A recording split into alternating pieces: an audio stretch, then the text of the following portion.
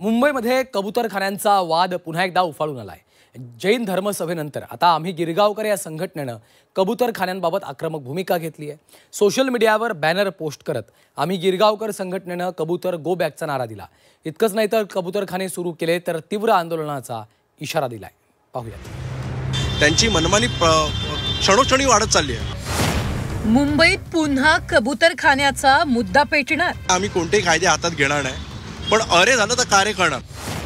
जैन महासभेनंतर आम्ही गिरगावकर संघटना आक्रमक। कारण आता ते मुनी राहिले नाहीये, आता ते राजकीय पक्षाचे पदाधिकारी राहिले। सोशल मीडियावर झळकले कबूतर गो बॅकचे बॅनर।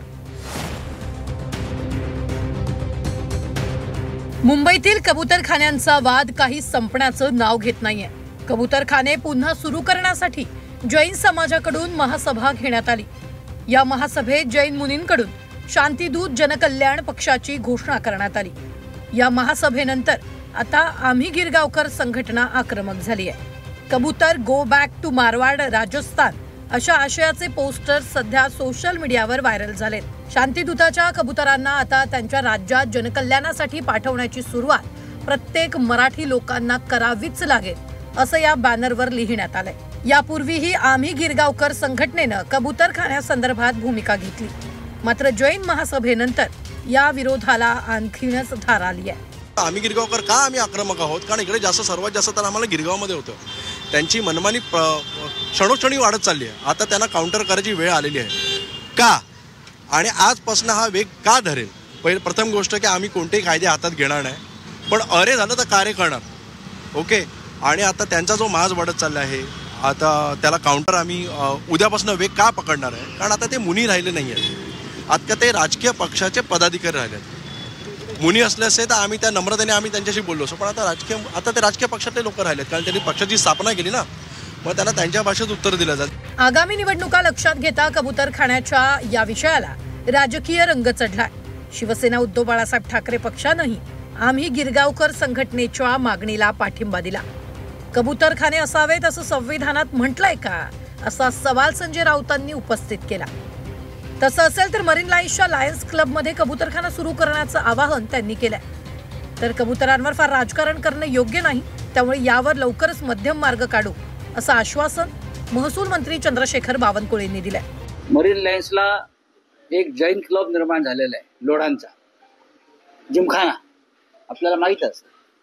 ग्रँड मेडिकल जिमखाना होता, तो जैन समाजाने घेतला। तर त्याचं जे मैदान आहे त्याच्यामध्ये कबूतरखाना करावा ना, 100% करावा। आम्ही तिथे जाणार दाणे घालायला येऊ कबुतरांना।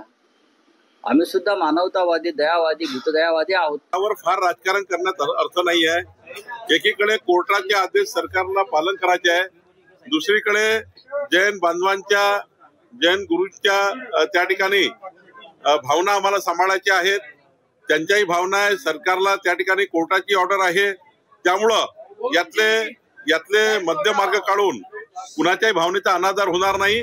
कबुतरांपासून होणारा धोका लक्षात घेऊन यात जैन समाजातील डॉक्टरांनी पुढाकार घ्यावा असं आवाहन सामाजिक कार्यकर्त्या अंजली दमान यांनी केलंय। नको त्या विषयाचं राजकारण होत असल्याची टीकाही त्यांनी केली आहे। सायंटिफिकली जर आपण बघितलं तर कबुतरांच्या इन्फेक्शननी, म्हणजे त्याचं लंग इन्फेक्शन होऊन, क्रिप्टोकोकॉसिस होऊन, त्याच्यात अनेक बॅक्टेरियल इन्फेक्शन होऊन, फंगल इन्फेक्शन होऊन लंग्सला त्रास होतो, एवढं मला कळतं। म्हणून मी खरं तर जैन धर्माच्या सगळ्या चेस्ट फिजिशियन्सना विनंती केली होती की तुम्ही जाऊन तुमच्या धर्मगुरूंना समजवा की हे चुकीचं आहे।